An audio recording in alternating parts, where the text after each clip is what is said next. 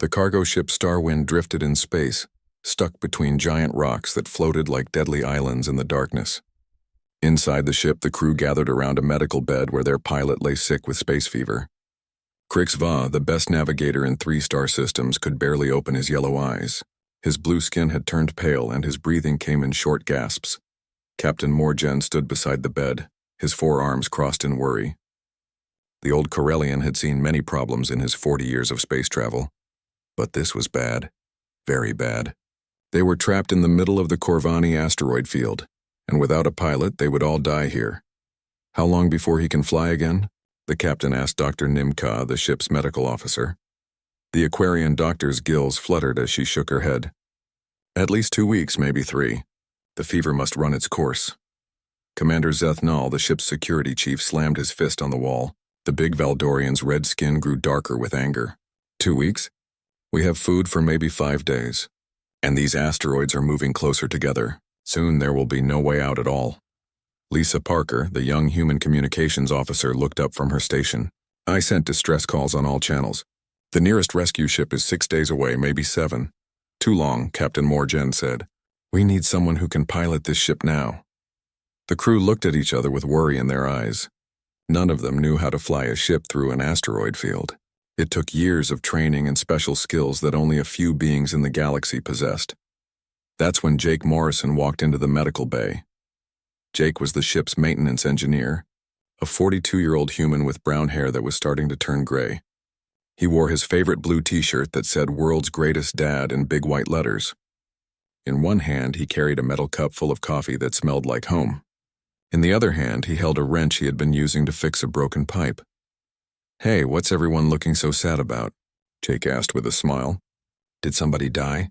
Because if they did, I hope it wasn't the guy who makes the coffee in the kitchen. That would be a real tragedy. Commander Zethnal rolled his eyes. Humans and their strange jokes. He never understood why they made light of serious situations. Captain Morgen explained their problem. They needed a pilot, but no one on the ship knew how to navigate through the dangerous rocks that surrounded them. Jake took a sip of his coffee and nodded. Well, I could try. The medical bay went quiet. Everyone stared at the human maintenance worker. You, Commander Zethnal said. You repair broken machines. You are not a pilot. True, Jake said, but I do drive. Been driving for about 25 years now. Started when I was 17, and for the last 15 years I've been driving 3 kids around town. That's gotta count for something, right? Dr. Nimka's gills fluttered faster. Driving a ground vehicle is not the same as piloting a spacecraft through an asteroid field. The calculations alone require advanced mathematics and spatial reasoning that takes years to master. Jake shrugged. Look, I'm not saying I'm the best choice. I'm just saying I'm the only choice. And I've gotten my family through some pretty tough situations. Ever try to drive 3 screaming kids to soccer practice in a thunderstorm while your wife calls every 2 minutes to ask if you remembered to pack the snacks? That's what I call advanced navigation under pressure. Commander Zethnal made a sound that might have been a laugh, but it came out more like a growl.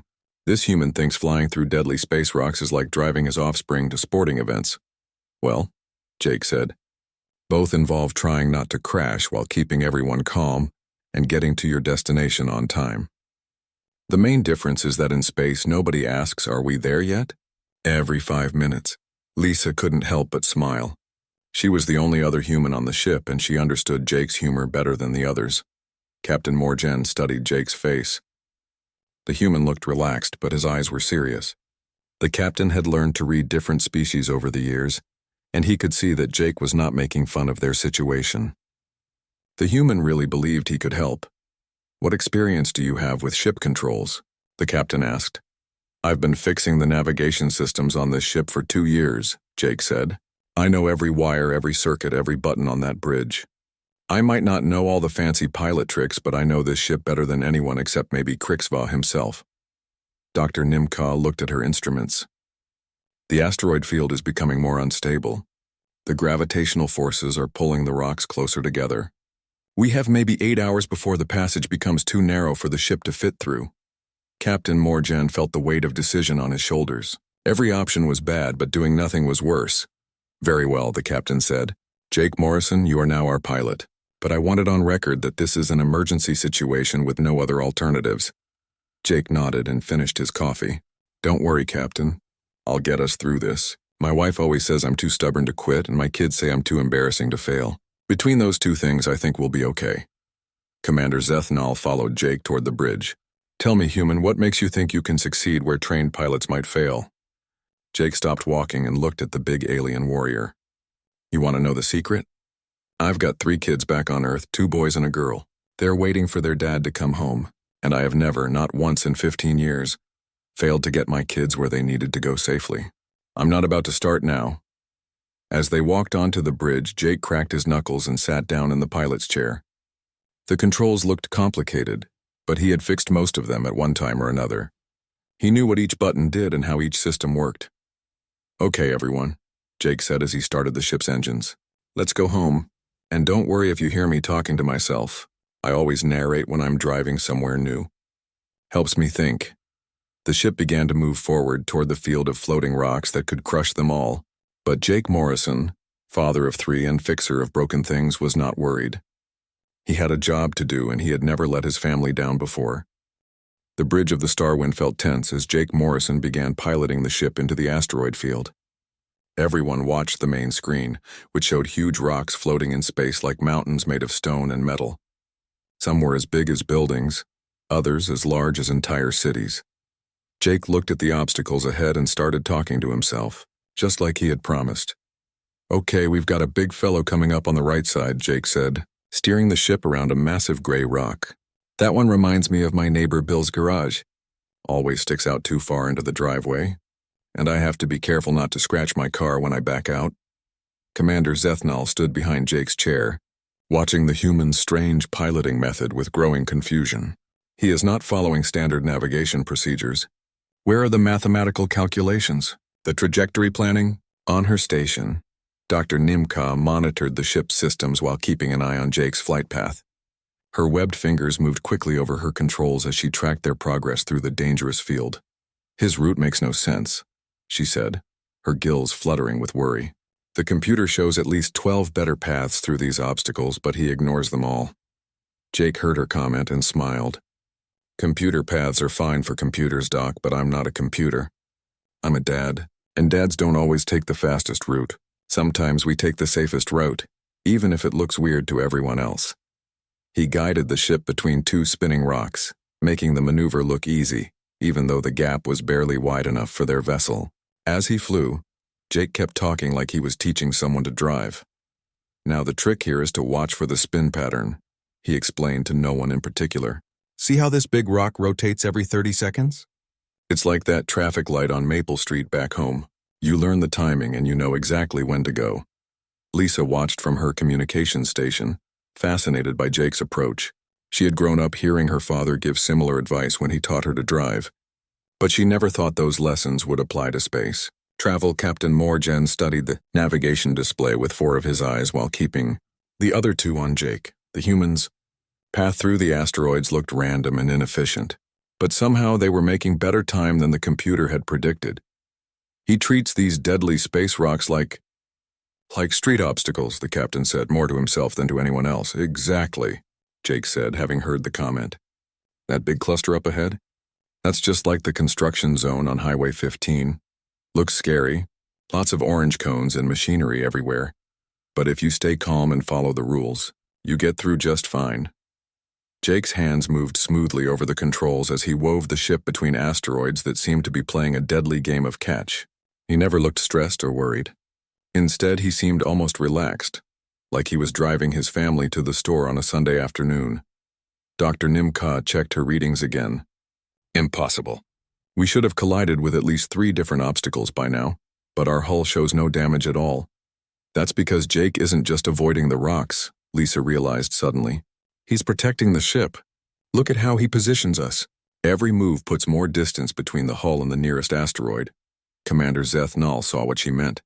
Jake didn't just steer around obstacles like a normal pilot would. Instead, he moved the ship like he was wrapping it in an invisible shield, always keeping extra space around them even when it seemed unnecessary. Why do you fly this way? Commander Zethnal asked Jake directly. Jake navigated around another spinning rock before answering.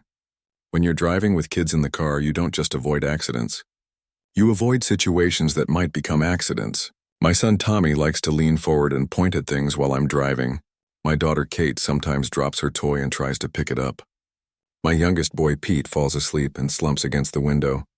I have to think about all of that before I even start the car. He guided them through a narrow passage between 3 large asteroids that were slowly drifting together. Same thing here. I'm not just thinking about where these rocks are now. I'm thinking about where they'll be in 5 minutes, 10 minutes. And I'm thinking about what happens if our engines hiccup, or if someone on the ship moves wrong and shifts our weight distribution. Dr. Nimka looked up from her station with surprise in her large eyes. He is calculating multiple variables simultaneously, but not with mathematics. He is using intuitive pattern recognition based on experience with unpredictable factors. In simple terms, Jake said with a grin, I'm used to dealing with chaos. 3 kids will teach you to expect the unexpected. As they moved deeper into the asteroid field, the crew began to see something amazing. Jake's strange method was not just working, it was working better than anything they had seen before. The ship moved through the dangerous rocks with a smoothness and safety that impressed even Captain Morgen. The human is not flying this ship, the captain observed quietly. He is shepherding it, like a parent guides their young through dangerous territory. Commander Zethnal nodded slowly, his earlier skepticism fading. I have seen many pilots in my years as a security officer. They fly with skill, with training, with technology, but this human flies with something else. He flies with love, Dr. Nimka said softly. Every maneuver is designed to protect, not just to achieve a goal. Jake didn't hear their conversation. He was too focused on the path ahead, narrating his moves like always. Okay, we've got a tricky section coming up. 3 big rocks in a triangle formation, and they're all spinning different directions. It's like trying to get through the parking lot at the mall during Christmas shopping season. Lots of moving parts, everyone going different ways, but there's always a path if you're patient and watch for your moment. The ship slipped through the triangle of spinning asteroids so smoothly that it looked like a dance. Jake's constant chatter and casual attitude made it seem easy, but everyone on the bridge knew they were witnessing something special. As they cleared the tricky section, Jake leaned back in his pilot's chair and took a sip from his coffee cup, which had somehow stayed full despite all the maneuvering. See? He said with a satisfied smile. Just like driving the kids to school. A little patience, a little common sense, and a lot of coffee. Works every time. Everything changed in an instant. The ship's warning system started screaming with loud alarms that hurt everyone's ears. Red lights flashed on every control panel, and the main screen showed something that made everyone's blood run cold. Solar flare detected, Dr. Nimka shouted over the noise. Massive energy discharge from the system's star. Captain Morgen rushed to his command station, his forearms moving quickly over the controls. How big is it? Class X9, Dr. Nimka replied, her voice tight with fear. The largest I have ever recorded. Jake felt the ship shake around him as the wave of energy from the distant star hit the asteroid field. Through the main screen, he watched in horror as the floating rocks began to move in crazy, unpredictable patterns. Asteroids that had been drifting slowly suddenly spun wildly or shot off in random directions. The electromagnetic pulse is destabilizing the entire field, Lisa reported from her station, her hands shaking as she tried to work her controls. The rocks are moving like pinballs in a machine. Commander Zethnal pulled up tactical displays that showed their situation. What had been a difficult but manageable obstacle course was now a death trap. Hundreds of asteroids, some as big as mountains, tumbled through space with no pattern or predictable movement. We need emergency evacuation, Lisa said, her young voice cracking with stress. The nearest rescue ship can reach us in 6 hours. Jake shook his head, his hands gripping the flight controls tightly. 6 hours? That's longer than it takes my wife to pick out a dress for dinner at a fancy restaurant. We don't have that kind of time. As if to prove his point, a chunk of rock the size of a football field came spinning directly toward their ship. Jake threw the Starwind into a sharp turn, barely avoiding a collision that would have crushed them all. Captain Morgen looked at the sensor readings with growing despair. The field extends in all directions. We cannot go back, we cannot go around, and we cannot stay here. Dr. Nimka's calculations confirmed their worst fears. Based on current trajectory and asteroid movement patterns, we have a 97% probability of catastrophic collision within the next 27 minutes. The bridge fell silent except for the continued warning alarms and the sound of rocks hitting each other in space. Everyone knew what those numbers meant. In less than half an hour, they would all be dead. Jake stared at the chaos ahead of them through the main screen. Massive rocks tumbled and spun in every direction, creating a wall of destruction that seemed impossible to cross. Any normal pilot would have given up hope. But something about the seemingly random movement reminded Jake of something familiar. "You know what this looks like?" Jake said suddenly, his voice cutting through the fear and despair on the bridge. "Jake, this is not the time for jokes," Commander Zethnal said harshly. "No, I'm serious," Jake replied, studying the movement of the asteroids with intense focus. "This looks exactly like Black Friday shopping at the toy store back home. Complete chaos, everyone moving in different directions, total panic, people crashing into each other. But there's always a pattern if you know how to look for it." Dr. Nimka stared at him like he had lost his mind. "You compare our deadly situation to retail shopping?" "Think about it," Jake said, his voice growing more confident. "When my wife and I take the kids to buy Christmas presents on Black Friday, it looks like complete madness. Hundreds of people running around, shopping carts going everywhere, displays getting knocked over. But if you watch carefully, you start to see the flow patterns. People move in predictable ways even when they think they're being random." Another massive asteroid came spinning toward them, and Jake smoothly maneuvered the ship out of its path. As he flew, he kept talking, his mind working through the problem like he had done so many times before in different situations. "The key is not to fight the chaos," he explained. "The key is to find the spaces between the chaos. Like when I'm trying to get my shopping cart through a crowded store. I don't push through the crowd. I wait for the natural gaps and move through them." Lisa watched Jake's face and saw something she had never seen before. The friendly maintenance worker who always made jokes and drank coffee was gone. In his place sat a man with laser focus and complete determination. "Jake," Captain Morgen said carefully. "What are you thinking?" Jake was quiet for a moment, watching the deadly dance of rocks outside their ship. When he spoke again, his voice was different, stronger, more serious. "I'm thinking about my kids," he said. "Tommy is 15 now, plays basketball and wants to be an engineer like his dad. Kate is 12, loves horses and wants to be a veterinarian. Little Pete is only 8, still believes in superheroes and thinks his dad can do anything." He paused as he guided them around another collision. "They're waiting for me to come home. They don't know their dad is stuck in space, surrounded by flying rocks that want to kill him. All they know is that Daddy always comes home no matter what." Commander Zethnal felt something change in the air around them. The human's casual attitude was completely gone, replaced by something much more powerful and frightening. "When my kids were little," Jake continued, "we lived near a construction zone on Highway 9. Every day, I had to drive them to school through this maze of concrete barriers, construction equipment and workers running around everywhere. It was dangerous, confusing, and always changing. Another asteroid cluster approached their position, this one even larger and more chaotic than the last. Jake studied it with the same intense focus he once used to navigate that long-ago construction zone. "But you know what I learned driving through that mess every single day for 2 years?" Jake asked, his hands moving to the flight controls with new purpose. "Sometimes you can't go around the danger. Sometimes you can't wait for it to get better. Sometimes you can't call for help.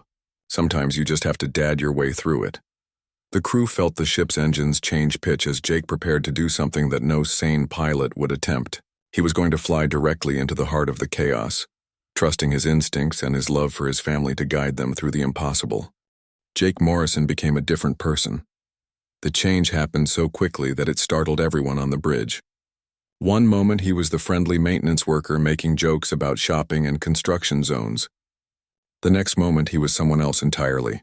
Someone focused, someone dangerous, someone who would not be stopped. "All right, everyone," Jake announced, his voice carrying an authority that made even Commander Zethnal pay attention. "Strap yourselves into your seats and hold on tight. We're going through this field, not around it." Captain Morgen felt his stomach drop. "Jake, that is suicide. No pilot has ever successfully navigated through a destabilized asteroid field of this magnitude." "You're right," Jake replied, checking the ship's systems one final time. "No pilot has ever done it. But I'm not flying this ship like a pilot. I'm flying it like a father." Dr. Nimka secured herself at her station, her gills fluttering rapidly with fear and anticipation. "What does that mean?" Jake began moving the ship forward into the chaos, his hands steady on the controls despite the impossibility of what he was attempting. "It means that every maneuver I make will be calculated for one thing only: keeping my family safe. Not efficiency, not speed, not elegance, just safety. The first test came immediately. 3 massive asteroids, each one spinning wildly in a different direction, formed a deadly triangle directly in their path. Any normal approach would require complex mathematical calculations and split-second timing. Jake did something else entirely. He stopped the ship completely. "What are you doing?" Commander Zethnal demanded. "Same thing I do when my kids want to cross a busy street," Jake said calmly, watching the 3 spinning rocks with infinite patience. "We wait for the right moment." For 30 seconds, that felt like 30 minutes, the star wind hung motionless in space while death spun around them in 3 different directions. The crew watched their instruments and screens, trying to understand what Jake was seeing that they could not. Then, like magic, a gap appeared. For exactly 4 seconds, the rotation of all 3 asteroids created a clear path that was just wide enough for their ship. Jake flew through it so smoothly that it looked like the rocks had moved out of their way on purpose. "Impossible," Dr. Nimka whispered. "The timing required for that maneuver is the same timing I used to get 3 kids across Main Street during rush hour," Jake finished. "You don't calculate it. You feel it. You know when it's safe because keeping your family safe is the most important thing in the universe." Lisa watched Jake work with growing amazement. He wasn't flying the ship like a machine anymore. Every movement, every decision, every choice was made with the protective instincts of a parent who would die before letting harm come to his children. "There's a gap opening up between those 2 big ones," Jake said, pointing to a narrow space that appeared and disappeared between 2 city-sized rocks. "Like waiting for the perfect moment to merge onto the highway when you've got precious cargo in the back seat." He threaded the ship through the gap with millimeters to spare, never seeming worried or stressed. Instead, he looked like a man doing what he was born to do. Commander Zethnal studied the displays showing their progress through the field. "His success rate is impossible. We should have been destroyed 17 times by now." "He's not avoiding destruction," Captain Morgen realized suddenly. "He's preventing it. Every move he makes eliminates the possibility of danger before it can threaten us." Jake heard their conversation but didn't respond immediately. He was too focused on the path ahead, where a cluster of smaller asteroids created a maze of spinning death. Most pilots would try to find the fastest route through the obstacles. Jake did something different. He found the safest route even if it took longer. "When Kate was learning to ride her bicycle," Jake said as he carefully navigated through the maze, "she kept wanting to go fast. But I taught her that sometimes the best way to get where you're going is to take your time and make sure you don't fall down. Speed doesn't matter if you don't arrive in one piece." Dr. Nimka monitored the ship's hull integrity with disbelief. "Perfect. Our armor plating shows no stress, no microfractures, no damage of any kind. He's maintaining complete protection while traveling through a debris field that should have killed us dozens of times." The biggest challenge yet appeared ahead of them. A wall of asteroids packed so tightly together that no gap was visible anywhere. It looked like a solid mountain of rock and metal blocking their path completely. Jake studied the obstacle for a long moment, then closed his eyes. "What are you doing now?" Lisa asked quietly.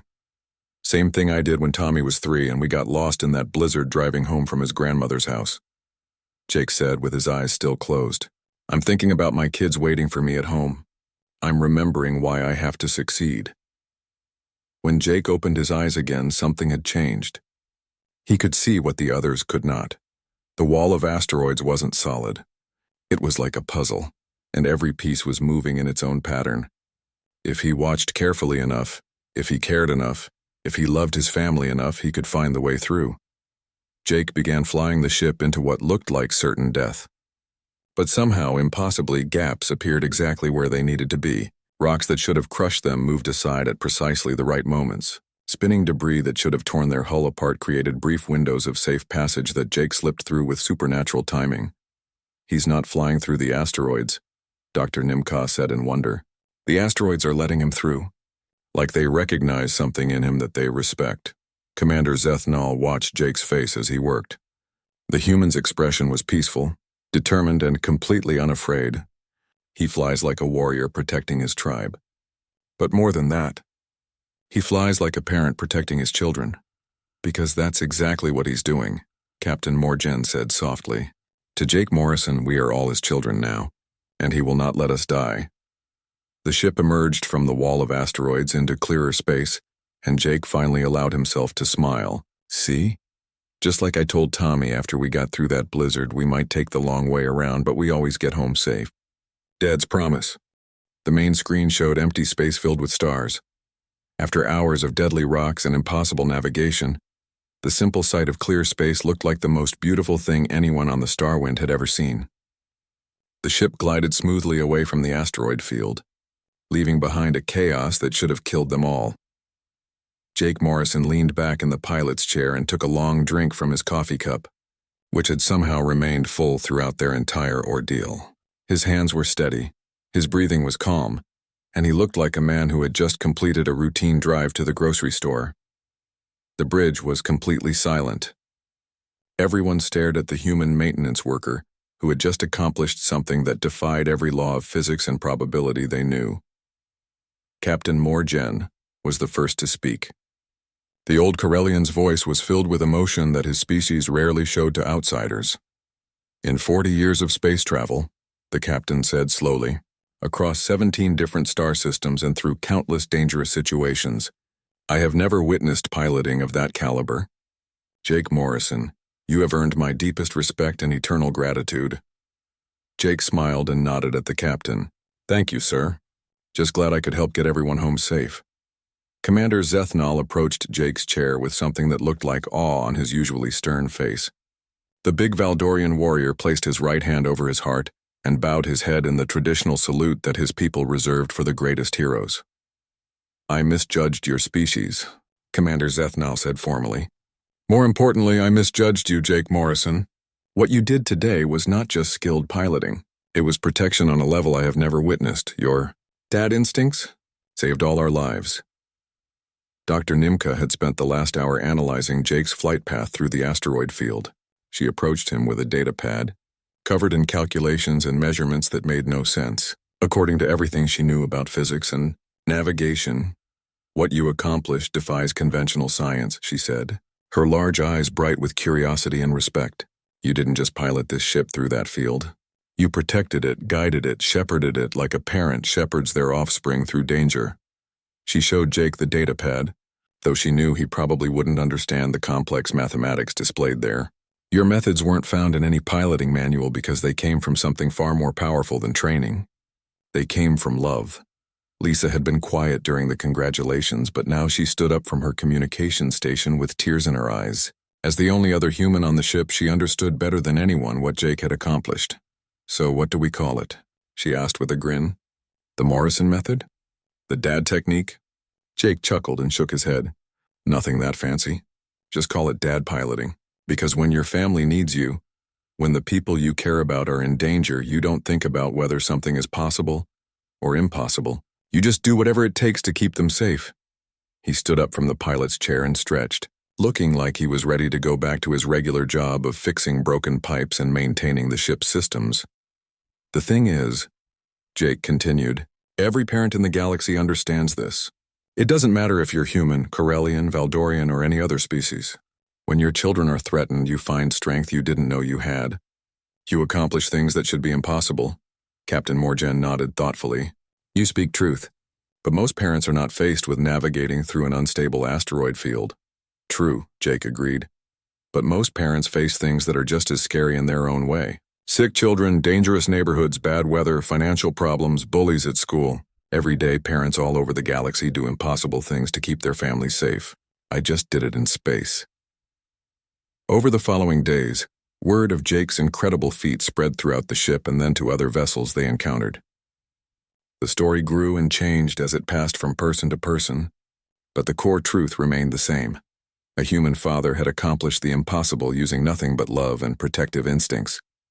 When they reached their destination, Jake found that his reputation had preceded him. Pilots from other ships came to meet him, asking questions about his techniques and methods. Jake always gave the same answer. There was no special technique, no secret method. There was only the determination to protect the people who counted on him. Within weeks, flight academies across multiple star systems began studying the flight data from Jake's journey through the asteroid field. They called it the Morrison Navigation Protocol, or the Parental Protection Pattern. but Jake preferred the simple name he had given it. Dad piloting. Young pilots learned about Jake's story in their training classes. They studied the way he prioritized safety over speed, protection over efficiency, and family over self. Some instructors began teaching their students to think of their spacecraft as extensions of their protective instincts rather than mere machines to be operated. But the most important changes happened on the Starwind itself. Commander Zethnal, who had once dismissed human capabilities, now sought Jake's advice on security matters. He had learned that sometimes the best protection came not from weapons or armor, but from the caring heart of someone who refused to let harm come to others. Dr. Nimka began incorporating Jake's philosophy into her medical practice, approaching each patient like a parent caring for a sick child. Her success rate improved dramatically. Captain Morgan changed the way he commanded his ship, making decisions based not just on efficiency and profit, but on the safety and well-being of his crew family. And Jake Morrison went back to his maintenance duties, still wearing his world's greatest dad t-shirt, still carrying his coffee cup, still making the same dad jokes that had once made everyone groan. But now when he spoke, everyone listened. When he made suggestions, everyone paid attention. When he told stories about his children back on Earth, everyone understood that they were hearing wisdom from someone who had proven that love could move mountains, or in this case, navigate between them. Years later, when young beings across the galaxy asked their flight instructors about the secret to Jake Morrison's legendary piloting, the answer was always the same. Never underestimate the power of a parent's love. It can accomplish things that all the technology and training in the universe cannot match. And somewhere in space, on a cargo ship called the Starwind, a human father continued to fix broken things, make terrible jokes, and keep his family safe, one impossible day at a time.